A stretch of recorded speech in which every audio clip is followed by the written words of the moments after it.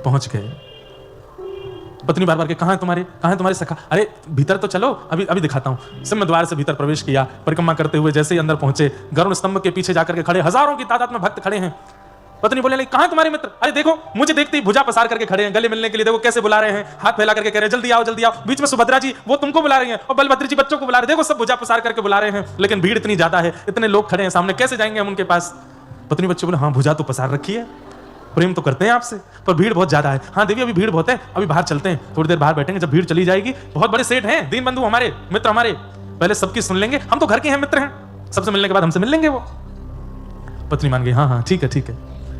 अब यहाँ तो भीड़ ही खत्म नहीं हो, चलते चलते चलते बच्चे बेचारे थक गए, चल के आए इतनी दूर से, भूखे प्यासे सो गए। बच्चों के सोते ही माँ भी सो गई, और वहां बंधु मेहंती जी हाथ जोड़ करके बस नेत्रों से आंसू बहा रहे हैं, जगन्नाथ जी बस कृपा कर दो, कैसे भी करके मेरी पत्नी और बच्चों के चित्त में जो ये विश्वास मैंने प्रकट कर दिया है, इस पर मोहर लगा दीजिएगा, नहीं तो अगर कहीं इनको पता चला कि आप परमात्मा हो, मेरे मित्र नहीं हो, तो ये आपका भजन करना बंद कर देंगे, और बस थोड़ा सा प्रसाद पवा देना। मंदिर बंद हो गया। बंधु मेहंती जी को बस चिंता है, आज की रात भी निकल जाएगी, पर दिन में क्या होगा?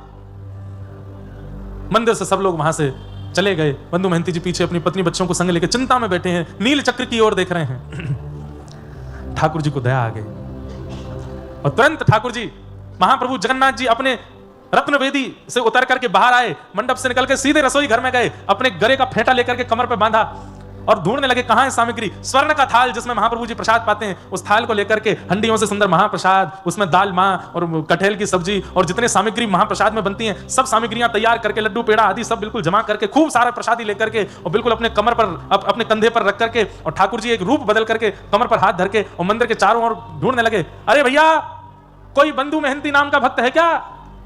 बंधु मेहंती जी ने जैसे नाम सुना, बोले मेरा नाम कौन बुला रहा है? तभी दूर से देखा, नील वर्ण है, ऊंचा कद है, और यहां थाल लिए बिल्कुल कंधे पे लिए ढूंढ रहे हैं। सुनसान रात्रि का समय, सब सो चुके हैं।